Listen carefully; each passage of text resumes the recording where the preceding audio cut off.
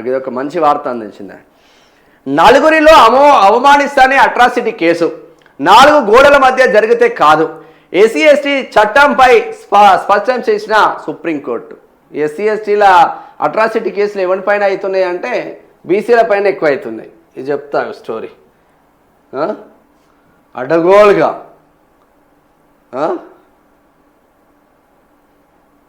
నేను మా మంచి ఎమ్మెల్యే అని నేను షాల్వా కప్పి అన్నకి ఇట్లుందే సిచ్యువేషన్ జర మాట్లాడుకోవే అని చెప్పేసి నేను మాట్లాడొస్తే తెల్లారే నా పైన ఎస్సీ ఎస్టీ అట్రాసిటీ కేసు పెట్టినాడు. ఇక వీటితో పోండి, ఇక ఎంత ముందుకు పోతారు మీరు. నలుగురిలో అవమానిస్తేనే ఎస్సీ ఎస్టీ అట్రాసిటీ చట్టం వర్తిస్తుంది సుప్రీంకోర్టు. అక్కడ సంబంధం లేదు, వాడు తిట్టిండా తిట్టలేదా, వాడికి సంబంధం ఉందా లేదా అని. నేను ఎస్సీ అయితే సరిపోతుంది, బయటోడు బీసీ అయినా, బయటోడు ఓసీ అయినా, బయటోడు మైనార్టీ అయినా, ఎవడైనా ఎస్సీ ఎస్టీ పెట్టు, వాడు మనల్ని అంటాడు రవై పెట్టు SC ST. 90% SC ST atrocity కేసులు నీరుగారుతూ ఉన్నాయి. అక్రమ ఎస్సీ ఎస్టీ అట్రాసిటీ కేసులు నమోదవుతూ ఉన్నాయి నా బీసీ బిడ్డలపైన, ఓసీ బిడ్డలపైన. అన్యాయం జరగకూడదు కదా.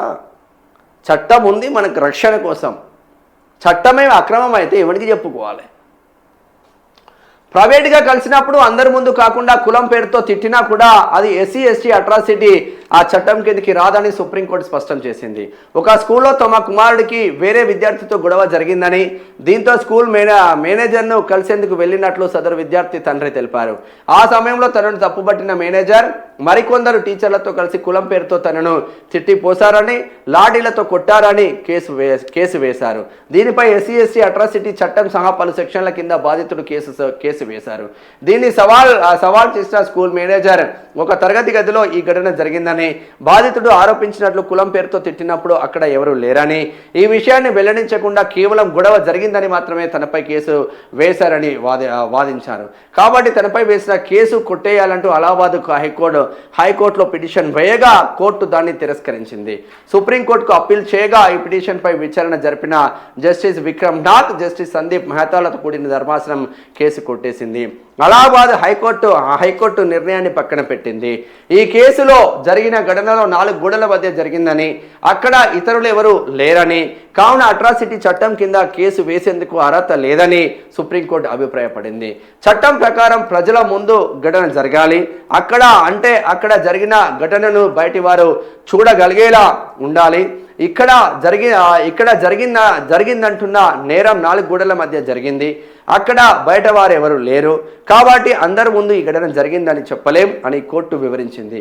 అలాగే ఎఫ్ఐఆర్లో స్కూల్ మేనేజర్ కులం పేరుతో తిట్టినట్లు లేదని, కేవలం గొడవ జరిగిందని మాత్రమే ఉందని ధర్మాసనం గుర్తించింది. కావున ఎస్సీ ఎస్టీ చట్టం కింద కేసును కొట్టేస్తున్నామని, అయితే ఇతర సెక్షన్ల కింద గొడవకు సంబంధించిన నమోదైన కేసుపై విచారణ కొనసాగించవచ్చని పేర్కొంది. నాది గదే తతంగం. ఓ లేడీ నా దగ్గరికి వచ్చింది, అన్నా నాకు ఇట్లా అన్యాయం జరుగుతుందన్నా, నాకు ₹1 కోటి ల్యాండ్ విషయంలో ₹1 కోటి తీసుకున్నానన్నా, ఏ మీడియా ఛానల్కి పోయినా కూడా అమ్ముడు పోతున్నారన్నా ఎమ్మెల్యేలకు, జర మీరు ఉండండి అన్న. క్యూనిస్లో ఉన్నప్పుడు వచ్చింది 2-3 సార్లు వచ్చింది. చేద్దామమ్మా అని చెప్పి ఎమ్మెల్యేతో మాట్లాడినాం, జర మీరు సెటిల్ చేసుకోమని ఎమ్మెల్యేకి చెప్పినాం. తర్వాత ఎమ్మెల్యే వినలేదు. నేను మళ్ళీ ప్రజా వాయిస్ పెట్టిన తర్వాత మీరు కూడా నాకు న్యాయం చేయకపోతే మేమేడ పోవాలన్నా అని కన్నీళ్ళు పెట్టుకుంటే ఆ లేడీది మనం ఇంటర్వ్యూ చేయడం జరిగింది.